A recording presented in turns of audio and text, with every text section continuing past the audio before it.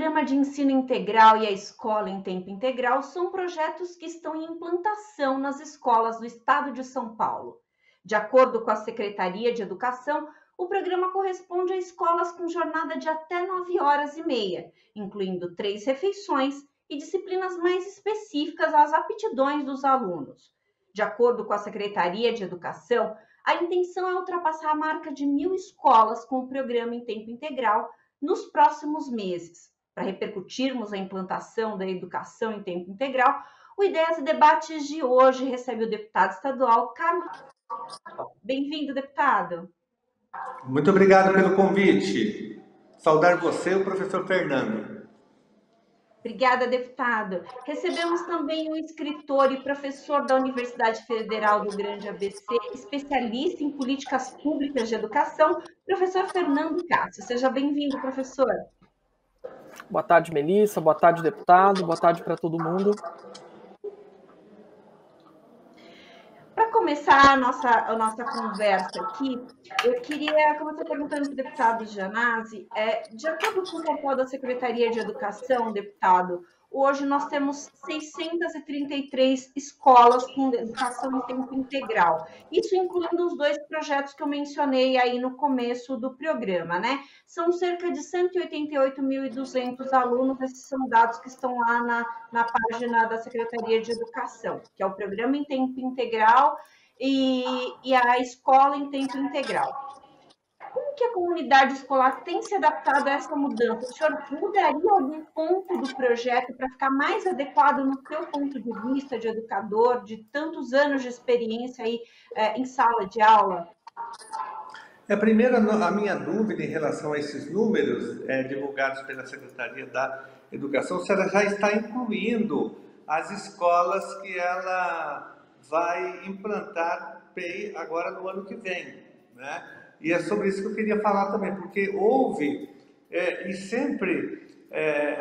houve um comportamento impositivo da Secretaria, até de manobrar decisões de comunidades escolares, conselhos. Eu agora, nesse período, recebi muitas denúncias de várias regiões do Estado de São Paulo, de diretorias de ensino, onde havia essa imposição, manobras, porque a comunidade escolar ela tem que concordar com a implantação desse projeto, tem que ter uma consulta à comunidade. É isso que a Secretaria tem colocado. Porém, há muita manobra, muitos dirigentes de ensino obrigam, controlam, perdido.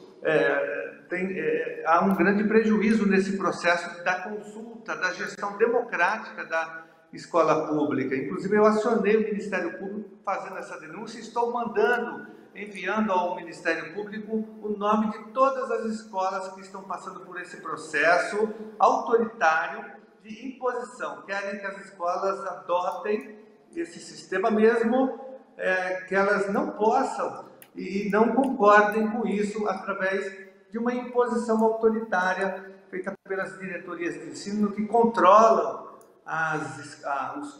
os professores, não, mas sobretudo os diretores comissionados. Então, eu queria fazer essa denúncia sobre essa imposição do PEI em muitas escolas. Isso tem revoltado a comunidade escolar imensamente. Professor Fernando, um dos argumentos para a implantação da escola em tempo integral é que ele diminui a evasão escolar. Já é possível, de acordo com o que o senhor vem observando aí das escolas que já estão com a implantação da escola em tempo integral, já é possível observar que a evasão realmente diminuiu, os alunos ficam mais motivados aí para frequentar a escola, que tem aí não só as aulas de acordo com o projeto, né? Não só as aulas regulares, mas também outras aulas extra-classe. Como é que tem sido essa adesão dos alunos no dia a dia? Olha, Melissa, esse debate, né, sobre o programa Ensino Integral, ele é muito dinâmico, né? Ele muda muito, né? Nós fizemos uma audiência pública na Alesp faz, 1 ano e pouco. O debate era diferente, né? Então, o Estado e o governo, né, a Secretaria da Educação, ela vai respondendo às pressões, ela vai mudando um pouco as estratégias à medida que as comunidades escolares também resistem, né? Então, em relação à sua pergunta, a rede estadual de São Paulo é uma rede enorme, né? Uma rede com milhões de estudantes, né? Então, assim, é óbvio que, né, alguns estudantes, algumas estudantes vão gostar dessa escola, vão se sentir contentes, né? Vão se sentir bem nessa escola, né? Então, assim, mas as experiências de escola são muito variadas, né? Agora, isso não quer dizer que todas as comunidades escolares vão se adaptar a essa escola, a esse modelo de escola, e que, portanto, isso justifica a gente passar por cima das instâncias de decisão dentro da escola, né? Além disso, Melissa, é importante a gente, né, mais uma vez colocar, né, que o programa Ensino Integral, ele cria escolas, né, um pouco mais bem estruturadas, né, com uma série de diferenças, né, em relação às escolas da rede regular, à custa de, né, eliminar parte dos alunos dessa escola. Então, a escola vira PEI à medida em que também dela evadem. Então, assim, dizer que ela diminui a evasão, isso não é verdade, na medida em que o próprio fato de uma escola virar uma escola de jornada ampliada, integral, isso já implica que uma parte significativa dos alunos vão sair. Então, assim, muitas escolas, né, regulares que viram PEI perdem metade dos alunos nos primeiros 2 anos. Né? Então, assim, é que eles não chamam isso de evasão, né? Para eles, provavelmente, isso é o processo de acomodação da nova realidade da escola, mas a gente considera isso evasão escolar, na verdade, exclusão escolar, né? Porque é a própria mudança na forma da escola que gera essa saída em massa dos estudantes, né? O que ocorre, né, como consequência dessa mudança da escola, né, é que você tem uma saída, uma fuga de matrículas, né, que vão para as escolas do entorno, que por sua vez ficam mais cheias, né? Então você tem uma situação que não é de longe adequada, né? E o governo paulista, até o momento, e ao longo desses anos aí, a gente começou a estudar mais propriamente o PEI e divulgar pesquisas, artigos no ano de 2017, né? 2017 para 2018. Quer dizer, de lá para cá, várias mudanças foram feitas, né? Assim, as escolas foram instaladas em regiões menos centrais, né?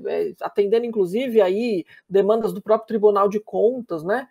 No entanto, a resposta para esse problema central, né, da política, que é a produção e a indução de desigualdades educacionais, ela nunca foi resolvida, né?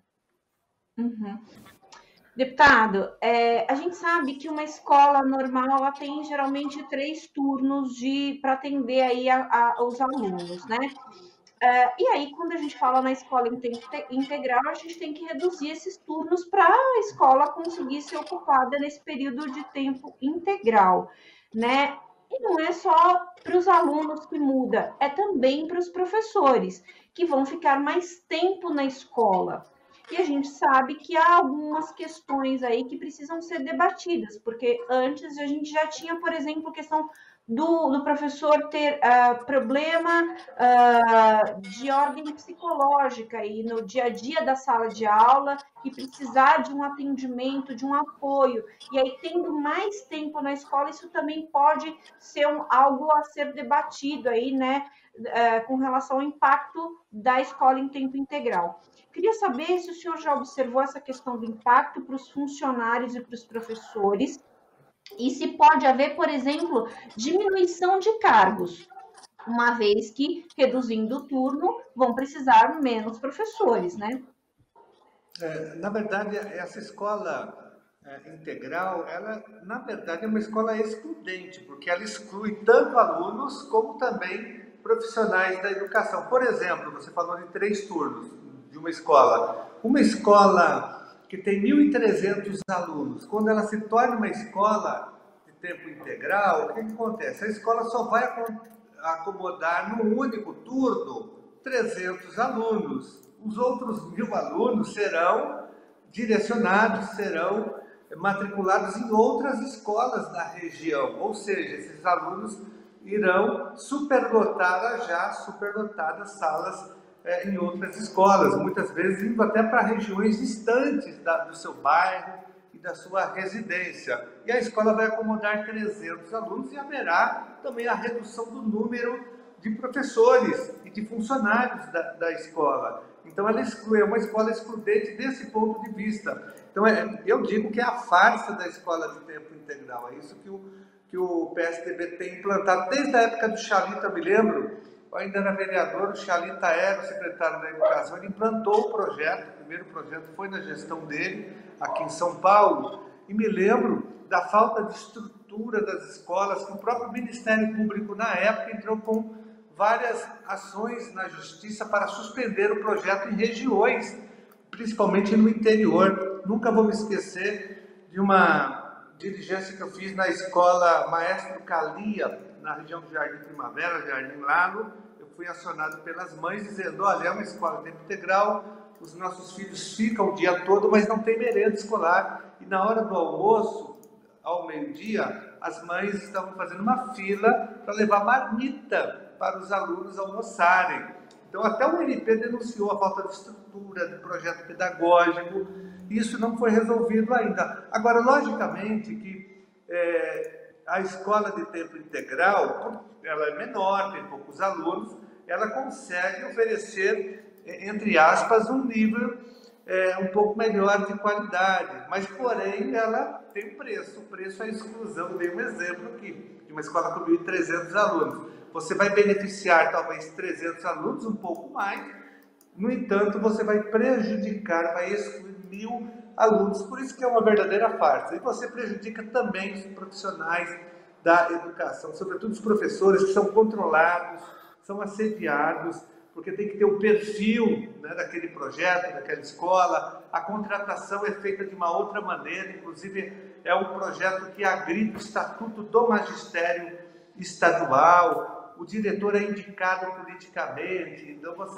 o professor perde a sua autonomia de fazer críticas, ele fica controlado do ponto de vista político e ideológico, tanto o professor como o diretor. Então, é uma escola, diria que excludente, a escola de tempo integral. Deputado, alguns alunos defendem o direito da escolha da proposta de escola em tempo integral, ou seja, se permanecem ou não naquele modelo tradicional, né? Se ficam na escola tradicional ou se vão para a escola em tempo integral. Isso por causa dos que precisam trabalhar, principalmente. Como que o senhor analisa essa questão desses alunos que possuem dupla jornada, né, de trabalho e estudo, que são resistentes a esse modelo de educação, principalmente aí na periferia? Olha, é muito importante que os alunos possam decidir, que a comunidade escolar seja consultada, o conselho de escola, o grêmio estudantil, a APM. É gestão democrática, não pode ser uma imposição, uma manobra da Secretaria da Educação.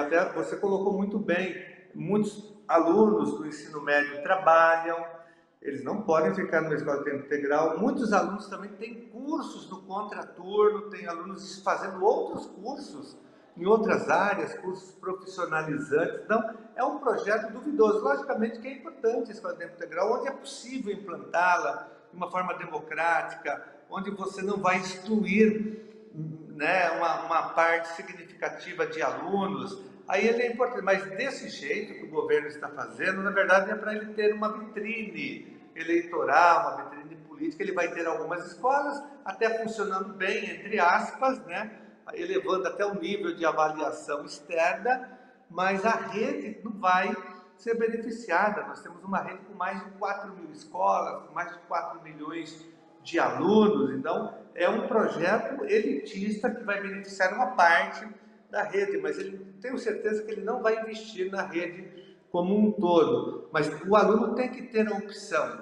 de fazer os outros cursos, de trabalhar, né? É um modelo de escola, por exemplo, que normalmente, quando a escola vira escola de tempo integral, acaba o noturno, acaba a EJA, Educação de Jovens e Adultos, isso desaparece da escola, porque a escola vai funcionar normalmente no único turno, embora o secretário tenha agora, depois de muita luta, como disse o Fernando Cássio, né, ele vai adequando o discurso. Agora ele adequou, fala, não, mas nós não vamos, se houver demanda, a gente mantém o ensino noturno, mas ele diz agora porque foi pressionado, é a dinâmica do debate e da pressão. mas, sobretudo, o aluno tem que ter poder de decisão, os alunos, os professores e, sobretudo, toda a comunidade escolar.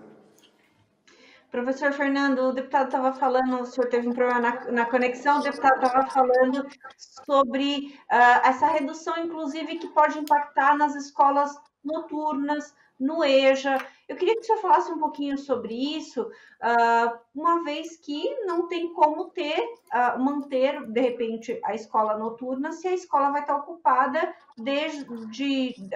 das primeiras horas. Então, quer dizer, seria inviável ter modelos diferentes numa mesma escola. Eu queria que o senhor falasse um pouquinho sobre essa questão dos eventuais impactos com relação à escola noturna e o EJA. Olha, o que a gente vem observando, né, ao longo dos anos, né, com a implantação e a expansão, né, desse programa ensino integral, uma expansão assim suave, né, não é uma expansão massiva, né, como a gente já também aponta há muito tempo, é que assim uma das primeiras coisas que acontecem é o fechamento das classes noturnas, né, do ensino médio da EJA, assim, né, sempre acontece isso, né. Essa leitura, essa ideia, né, de você ter privilegiar um modelo de escola de jornada ampliada, essa é uma ideia assim que é surrupiada das esquerdas, né? A esquerda tem um projeto antigo, né, de escola integral, né? Então, a questão é que é isso. O governo paulista, não apenas o paulista, mas de vários estados, se apropriaram dessa ideia e estão implantando essa escola chamada integral nos termos que o deputado coloca, né? Quer dizer, reduzindo as instâncias de participação internas, reduzindo, né, a capacidade ali, até a capacidade de refletir, né, até a inteligência coletiva, né, do espaço da escola, né, e transformando aquilo numa escola que valoriza determinadas coisas, né, tem valores individualistas, etc. Então, o que vai acontecer é que ela é uma escola onde não cabem os estudantes trabalhadores, né, ela não comporta isso. Então, assim, você me perguntar, Melissa, olha, se a gente pudesse, no estado de São Paulo, ter uma escola de jornada ampliada, universalizada, e todo mundo pudesse estudar nessa escola, quer dizer, a gente não precisasse ter estudantes de 16, 17 anos trabalhando e, portanto, sendo obrigados a frequentar a escola de noite, né? Seria maravilhoso, né? Seria o melhor dos mundos. Só que, né? E o governo de São Paulo faz um discurso, né? De que pretende ampliar para 50% da rede até o ano tal, 2020 alguma coisa. Quer dizer, esse é um cenário irreal, né? Um cenário de quem de fato não conhece, né, o perfil dos estudantes, o perfil econômico das famílias, né? Porque para você né, poder projetar um cenário de semi-universalização de um programa desse, ou de expansão muito massiva, você precisaria mudar radicalmente as condições de vida das famílias para que os estudantes pudessem ficar na escola, né? Então, assim, já começa a ter uma diferença um problema de diferente realidade, né? E aí, à medida em que as pressões começam a ser feitas, né? Então, pressões, primeiro, para que as escolas sejam instaladas nos lugares onde elas precisam ser instaladas, né? Então, se a gente pegar, por exemplo, modelos de escola de tempo, de jornada ampliada, né? De outros governos, né? Pegar, por exemplo, o modelo do CEUS, né, na Prefeitura de São Paulo, pegar, por exemplo, o modelo do CIEPS, por exemplo, no governo do Estado do Rio de Janeiro, né? Lá do governo Brizola. Onde eram instaladas essas escolas? Essas escolas eram instaladas nas regiões em que as escolas eram degradadas, eram instaladas nas favelas, nas extremidades da cidade, nas regiões em que as pessoas tinham carência de ter uma escola de alta qualidade, com alimentação, com espaço cultural, espaço esportivo, quer dizer, que a escola fosse um espaço de referência nas comunidades, né? Essa escola integral, quer dizer, ela só começou a ser instalada nas extremidades, nos bairros mais pobres, à medida em que a pressão foi aumentando. O próprio Tribunal de Contas solicitou ao Estado que fizesse isso, porque a política era uma política excludente. Mas veja, essa escola integral do governo de São Paulo não tem nenhuma referência dessas políticas de educação integral que mudavam as regiões onde elas eram implantadas, né? Então não são escolas comuns, né? Em que as pessoas passam mais tempo do que o normal e que elas têm uma forma de gestão um pouco mais inspirada no modelo de uma escola privada, né? E, portanto, ela é uma escola excludente que seleciona a população, né? Ela é isso que ela faz. Então, ela vai excluir o estudante trabalhador, ela vai causar o fechamento das classes noturnas, ela vai ser uma escola para menos gente, né? Então, aqueles estudantes com mais dificuldade, com dificuldades acumuladas ao longo da vida escolar, vão ser espirrados para fora dessa escola ao longo do tempo. Infelizmente, é terrível ter que dizer isso nesses termos, mas é assim que tem acontecido, né? E não há, aparentemente, né, da forma como a política está sendo agora, nesse momento, em 2020 para 2021, implantada, seguindo os mesmos modelos, né, de antes, de você tratorar os conselhos escolares, de você desqualificar o debate interno, né, pressionar, né, os dirigentes das unidades, como o deputado já colocou, né? Então, assim, o governo trabalha muito bem com essas estratégias de coação, né, de gestores escolares, justamente porque tem uma proporção muito grande de diretores e diretoras com cargos designados, né, e que são tratados como agentes de governo, não como agentes do Estado. Então tem uma confusão entre governo e Estado. Então são profissionais da educação que são instados e pressionados basicamente a transmitir, né, determinados tipos de orientações e ordens, né, da gestão central. Então o que ocorre é isso, né? Então não há nenhum tipo de perspectiva em relação às classes noturnas. Se a gente observar, né, o que os últimos secretários da educação de São Paulo, né, desde ali do secretário Herman, né, o secretário Nalini, o secretário Cury, a gente vai ver que você tem inclusive um discurso público, né, de que é preciso diminuir a quantidade de classes noturnas de estudantes no ensino médio noturno. Eu acho que assim, seria excelente se a gente pudesse diminuir o número de classes noturnas pelo aumento da possibilidade dos estudantes permanecerem na escola durante o dia. Seria ótimo. Seria, de fato, um avanço mesmo para uma rede de ensino desse tamanho, né? Que exclui muito massas de estudantes. Mas isso não é verdade, porque não tem política pública para isso, né? Então, o que você tem é a implantação dessa escola integral, nesses termos, dessa forma, né? Com essas propostas aí de fazer 2 turnos integrais, né? Um turno mais cedo, um turno mais tarde, fechando sei lá que horas. Então, é um ensino integral noturno, uma coisa totalmente fora de cogitação, né? Porque o estudante que trabalha de dia não vai poder, né, ficar 7 horas na escola a partir, sei lá, de 5 da tarde. Não tem disponibilidade às 5 horas da tarde, porque trabalha até às 6 e precisa entrar na escola às 7, né? Então, a gente permanece com o mesmo problema de antes, né? O Estado trata essa política, né? E tem essa escola como modelo de escola a perseguir, né? Como o modelo da escola da excelência, na verdade, e nós já mostramos em pesquisas como é que esses indicadores são produzidos, né? Você simplesmente vai excluindo os estudantes com mais dificuldade. Então, assim, não tem nenhuma ação pedagógica no sentido de incluir os estudantes que têm dificuldades acumuladas ao longo da vida escolar, né? Então, a escola integral, ela tira esses estudantes da frente e aí ela trabalha com aqueles estudantes que têm menos dificuldade e, portanto, mais facilidade para trabalhar dentro daquele padrão, né, de treino, né, para fazer avaliações aí, né, do estado, do país e tal. Então, assim, é triste, né, a gente vê, de fato, a discussão avança, né, tem pressão, né, então é importante também a gente colocar para a audiência que o governo muda de estratégia, e muda de estratégia porque a pressão avança e a pressão está sendo bem colocada, né? Ao mesmo tempo, ele muda de estratégia, mas não muda de projeto, né? Então, assim, o projeto é o mesmo, né? É um projeto de uma escola que atende a uma certa ideia de escola, um certo modelo de escola, um certo modelo de formação ultra individualista, né? Essa formação para o mercado, ultra tecnicista, né, que é uma formação muito pouco complexa, muito pouco sofisticada, né?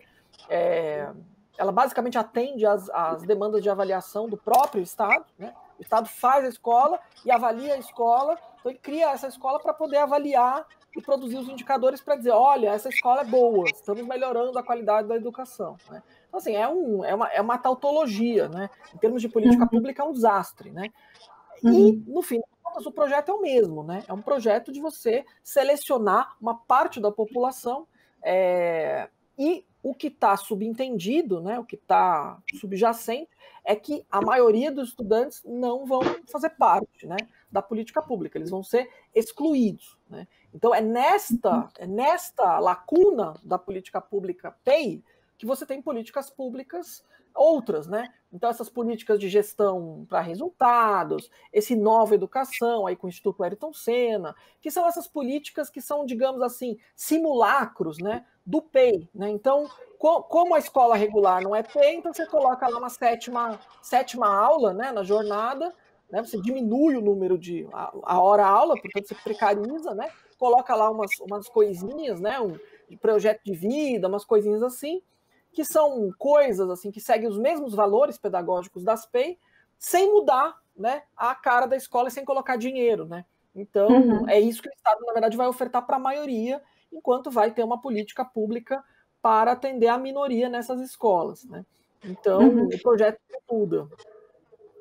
Deputada Janazzi, eu queria que o senhor comentasse isso que o Fernando falou, o professor Fernando falou, mas pensando nessas pessoas do EJA e da escola noturna, quem vai buscar o EJA e vai buscar a escola noturna também para melhorar, não é pela educação, é claro, para ter mais conhecimento, mas para melhorar a condição de vida, né?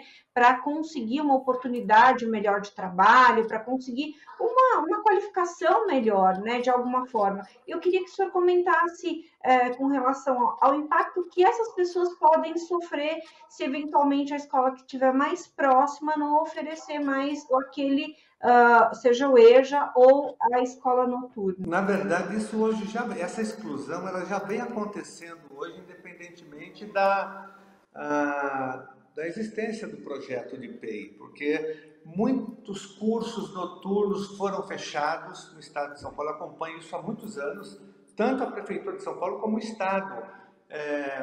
Cursos noturnos regulares e, sobretudo, EJAs, cursos de educação de jovens e adultos são fechados, salas são impedidas de serem abertas. Eu tenho acionado sistematicamente o Tribunal de Contas e o Ministério Público em relação a isso. Agora, com a escola integral, isso piora bastante, a exclusão desse setor aumenta bastante. Eu queria, ainda comentando o que o professor Fernando colocou, primeiro que eu acredito, Fernando, que não haverá universalização desse modelo de escola, porque isso custa dinheiro. O Estado não está disposto a aumentar o orçamento da educação. Esse é o primeiro ponto. Então, é o que eu disse no início. Esse é um projeto, né, que vai ser um cartão de visitas do governo, mas ele não será universalizado. Ele tem um limite, inclusive orçamentário.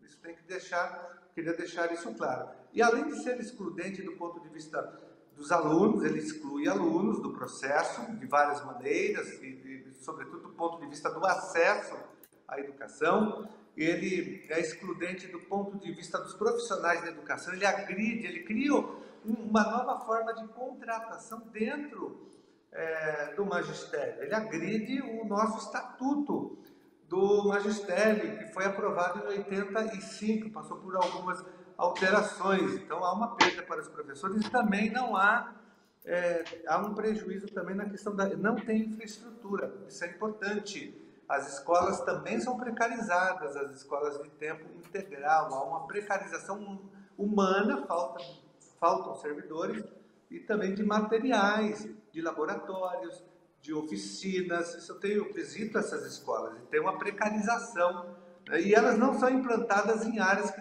talvez deveriam ser implantadas. Por exemplo, lá no Grajaú, onde nós temos várias escolas de lata, na região do Cantinho do Céu, Cipramar, Jardim Eliane, em Parelheiros, em Vargem Grande, que tem escolas sucateadas e de lata, lá elas não são implantadas, elas são implantadas em algumas poucas regiões. E lembrando, Fernando, que assim também o atual secretário de Educação, que eu chamo de Fernando, deu um branco aqui o nome dele, é o Rocieli, eu chamo ele de Rocieli Ventralb, ele era ministro da Educação do governo Temer e foi o grande defensor da reforma do ensino médio e desse modelo de escola de tempo integral e tenta implantar isso com muita intensidade aqui no estado de São Paulo. Porém, eu acho que agora, para 2021, nós estamos numa pandemia, mas mesmo na pós-pandemia, a realidade será muito diferente, não haverá possibilidade de implantação desse modelo de escola, porque nós precisamos reformar as escolas públicas, diminuir o número de alunos, não é mais possível, que as escolas continuem com esse número de alunos. Então, para o ano que vem, nós vamos ter um outro momento, as escolas devem ser reformuladas do ponto de vista arquitetônico, não haverá mais a possibilidade de você ter 35, 40, 50 alunos numa sala de aula. Então, esse modelo de escola tem que ser repensado, sobretudo no ano que vem. Professor Fernando, o senhor, na sua colocação, fez aí algumas ressalvas com relação ao ensino técnico, né? E a gente sabe que na escola de tempo integral, a gente tem aí essas disciplinas eletivas que são direcionadas mais para as aptidões dos alunos, como eu falei logo no começo do programa, para tentar ali também despertar desses alunos um interesse maior, seja até para o empreendedorismo, para outras questões. Queria saber quais são as ressalvas com relação a essa questão do ensino técnico nessas escolas, e qual que seria um modelo adequado também para que esse aluno se mantivesse interessado na escola em si, né? No ensino, no estudo que ele tem ali para fazer na escola dele. Então, Melissa, essas questões, né, do interesse, do desinteresse, né, quer dizer, a escola PEI, assim, ela não tem, não são essas coisas eletivas, esse empreendedorismo, essas coisas, é uma bobajada, né, assim, em termos pedagógicos é tudo assim, é lamentável, né, que a gente tenha hoje que discutir, né, que o problema da escola é que está faltando aula de empreendedorismo, né? Aula de autoajuda, de habilidades emocionais, né? Não é disso que a gente precisa na escola, né? A gente precisa na escola de trabalho pedagógico, a gente precisa na escola de leitura, de fruição estética, a gente precisa aprender ciências, nós precisamos aprender, né? A desvendar o mundo, né? E aprender a ter ferramentas para isso, né? Então, esses modismos do momento, né, essas coisas, ok você ter lá um conjunto de coisas, mas essas coisas precisam ser colocadas no seu devido lugar, né, como aquilo que elas são, né, modismos do momento, né, são ali, inclusive demandas do mercado, demandas das empresas, né, quer dizer, você tem um conjunto de interesses aí que também tentam influenciar, né, a forma como as escolas modificam o currículo dela, né? Então, assim, a gente não pode misturar uma coisa com a outra, né? Então, esses projetinhos, né, essas coisas que chegam de Instituto Ayrton Senna, etc. Empreendedorismo não é matéria escolar, entendeu? Não é algo que se aprenda, né? Quer dizer, empreendedorismo como qualidade humana, né, como faculdade aí das pessoas, isso é uma coisa que você desenvolve à medida que você tem repertório e formas de lidar com os problemas, né, e a criatividade que você precisa ter para resolver os seus problemas e para criar coisas e para inventar coisas do zero. Quer dizer, o resto é autoajuda empresarial, é bobagem, entendeu? É uma feira de ilusões, de você dizer para os estudantes da rede, sem nenhuma condição de vida, com famílias sem capital cultural, etc., né? Que basta querer, basta aprender lá meia dúzia de mantras aí do dos empresários, etc., que você vai virar um empreendedor, uma pessoa de sucesso, que o sucesso está dentro de você. Isso é uma falácia, né? Isso é ridículo. Por isso que eu digo que, em termos pedagógicos, é um desastre esse projeto, né? Que é essa ideia de você incutir na rede, nos estudantes da rede, e também nos professores da rede, né, deputado, na medida em que os professores também têm que competir entre si para poderem ter lá o seu salário ali, né, com aquela renda adicional, né, que você tem e que não é incorporada no salário, e, portanto, você pode perder ela a qualquer momento, bastando que você faça alguma coisa que não agrade aos gestores de plantão. Então, assim, esse é um tipo de lógica, né, que é antipedagógica, que é anti-escolar, que é tudo que nós precisaríamos hoje em dia nesse país, né, na situação que ele se encontra, nós precisaríamos afastar da escola, né, projetos dessa forma. Nós precisamos de mais coletividade, de mais solidariedade, de mais consciência, né, de que as soluções para os grandes problemas da humanidade, para os problemas ambientais, para os problemas econômicos, elas passam por distribuir, né, elas passam pela coletividade, elas passam pela ampliação do acesso a direitos, pela ampliação da cidadania, né, pela ampliação dos sentidos democráticos das coisas, né. Então, uma aulinha de empreendedorismo, ela faz exatamente o contrário. Ela vai tentar convencer o sujeito de que tá tudo nele, né? E que basta que ele crie, seja empreendedor, inove, né? Esse verbo inovar, que é usado de maneira totalmente equivocada, basta que isso aconteça para que a pessoa mude a vida. É isso, a pessoa muda a vida dela, né? E pode eventualmente pisar nos outros, né? Então, assim, é um tipo de lógica que é muito, muito ruim, né? E todos esses projetos pedagógicos que circulam nessas escolas acabam tendendo para essa lógica, né?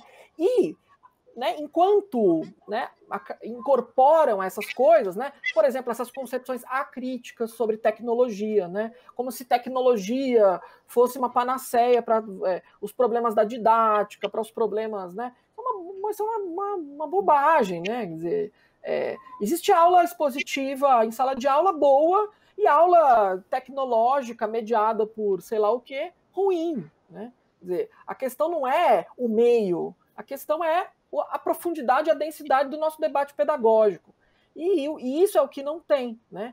O projeto, né, educacional dessas escolas, PEI, e derivados, né, e Nova Educação e tal, é um projeto de produção de resultados, treinar estudantes para irem lá fazer o SARESC, fazer as avaliações em processo e tirarem lá as notas para o governo de plantão, e aí o governo de plantão pode ser o Dória, o Alckmin, qualquer governo de plantão, exibir esses indicadores como propaganda de que a rede, de que a qualidade do ensino ofertado está melhorando, né?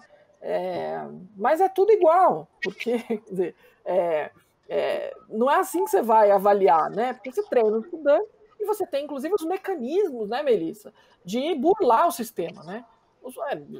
Nas escolas você pode, se o objetivo é produzir os indicadores, as escolas também vão inventar os seus mecanismos para burlar o sistema, né? Treinar os alunos, fazer simulado, sabe? Os professores virarem para lá quando os alunos estiverem fazendo as avaliações, porque são os professores mesmos que aplicam as avaliações, que recebem um pouco antes. Então, assim, é bem precário, né? É bem precário.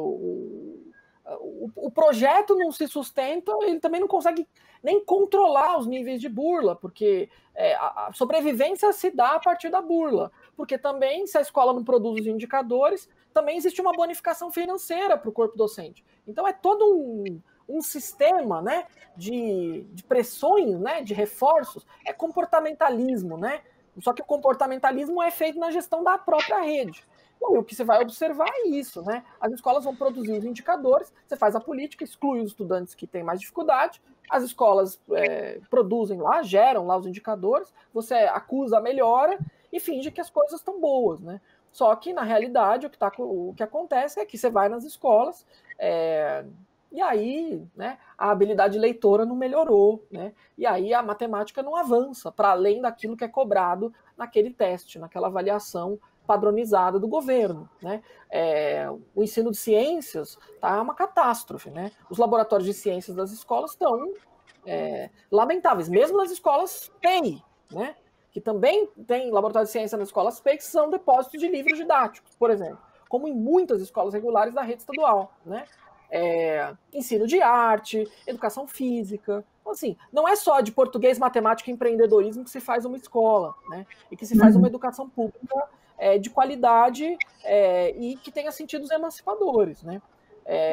Os efeitos disso, Melissa, são conhecidos a longo prazo, né? E o longo prazo que tem mostrado é a manutenção de desigualdades gritantes, né? E a naturalização da exclusão massiva dos estudantes, de uma boa parte dos estudantes da rede. Então, na realidade, o que o Estado diz, né? O recado que o Estado dá, né? É que ele não tem interesse em cuidar da educação básica, né? Da educação formal, da maior parte dos estudantes, né, na medida em que você está privilegiando setores da população. E isso é muito triste, né? Isso é muito triste porque isso violenta a própria função do Estado brasileiro, né? Que seria mitigar e combater as desigualdades. A gente está caminhando para o final da nossa conversa. Essa conversa rende, tem muito para a gente debater e falar sobre o assunto. E eu queria pedir para ambos fazerem as considerações finais, mas falando para a gente qual é o modelo ideal de escola pública. Deputado Gianazzi, por favor. Olha, primeiro que eu não falei no começo, mas esse modelo de escola, ele me lembra muito um outro modelo que foi implantado na rede estadual no início dos anos 90, que era a famosa escola padrão, no governo Fleury, que tinha uma semelhança com esse projeto de PEI, que ele foi implantado em algumas escolas e havia promessa de uma expansão, de uma universalização da famosa escola padrão. O professor ganhava um pouco mais, o diretor também, a gestão da escola, mas isso não teve continuidade porque o governo nunca investiu, ele não aumenta os investimentos. Então, o que acontece?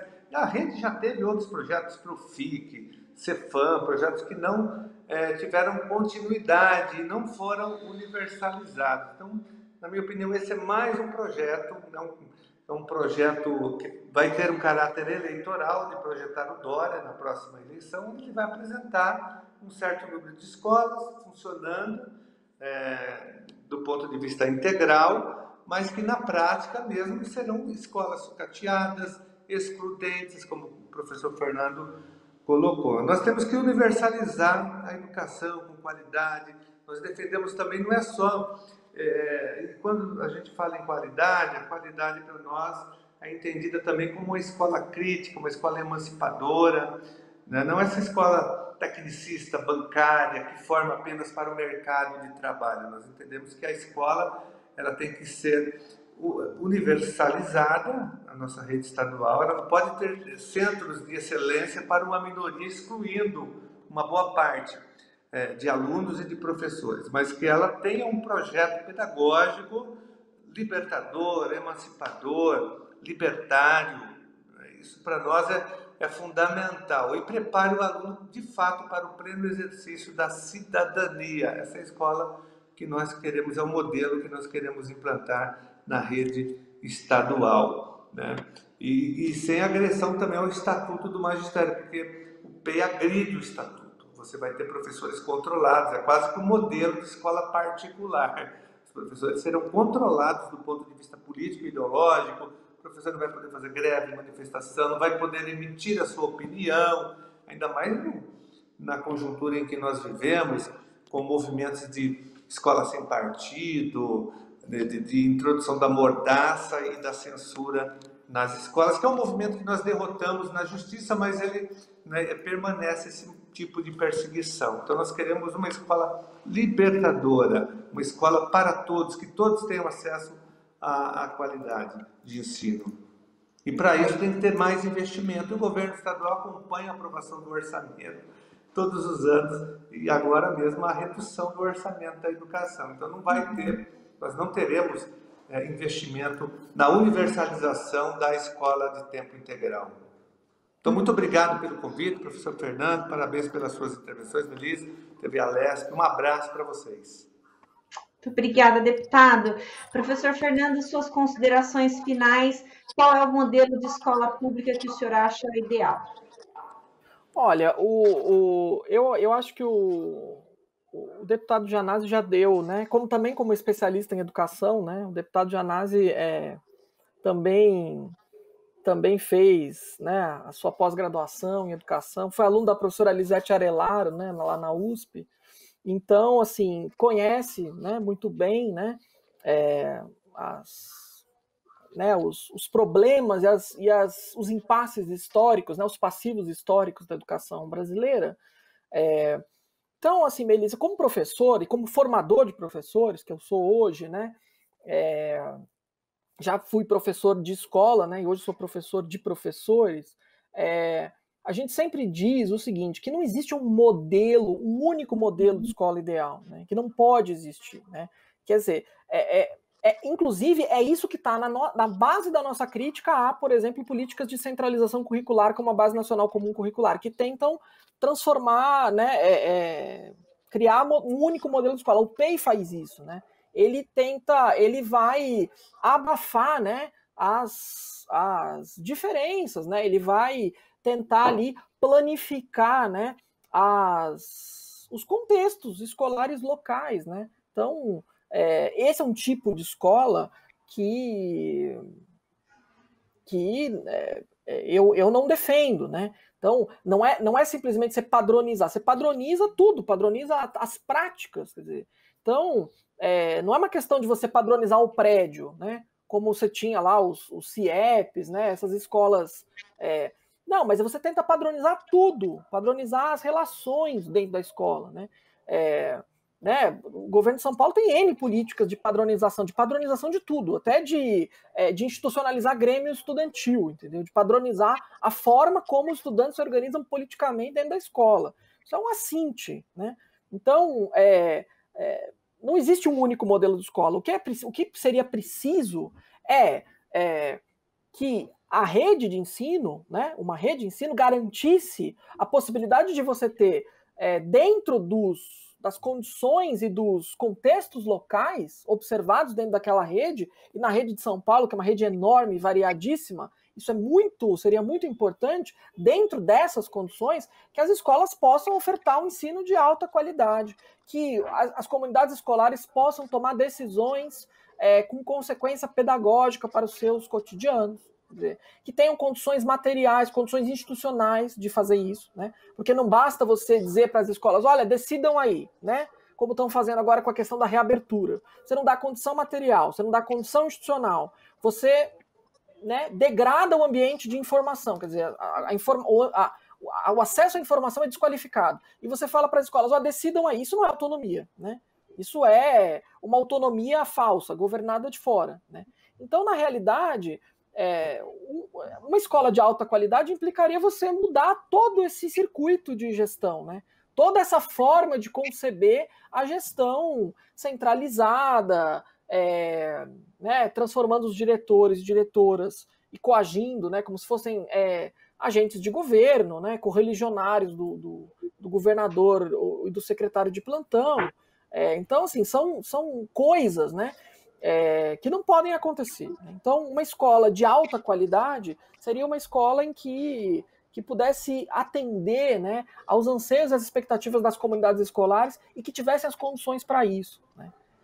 Assim, é por isso que o debate, assim, é monotemático, né? Quer dizer, a gente sempre vai chegar nas condições materiais, nas condições de trabalho dos professores, nas condições de carreira, a gente vai chegar nas condições do prédio, a gente vai chegar nas políticas que vão garantir acesso, permanência, alimentação, transporte,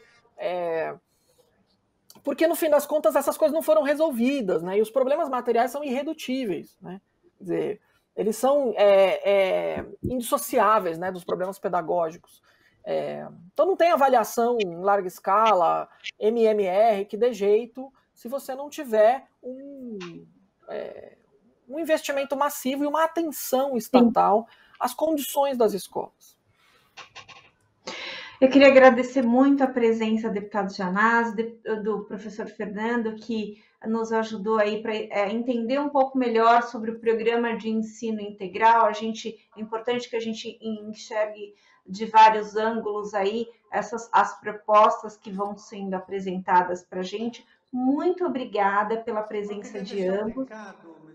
Claro, deputado. Comunicado, né? As escolas que foram pressionadas e foram obrigadas a aderir ao projeto, com pressão das diretorias de ensino, podem me enviar o nome pelas nossas redes sociais, porque eu já acionei o Ministério Público e, como eu disse no início aqui da nossa conversa, eu estou enviando o nome dessas escolas que o processo será investigado pelo Ministério Público, porque isso afrontou a gestão democrática da escola pública. Ok. Esse foi mais um Ideias e Debates. A gente falou do Programa de Ensino Integral, o PEI, que será implantado aí em algumas escolas do estado de São Paulo. Você fica agora com a programação da Rede Alesp. Você pode rever esse programa e outros programas da Rede Alesp nas nossas redes sociais. Muito obrigada e até mais.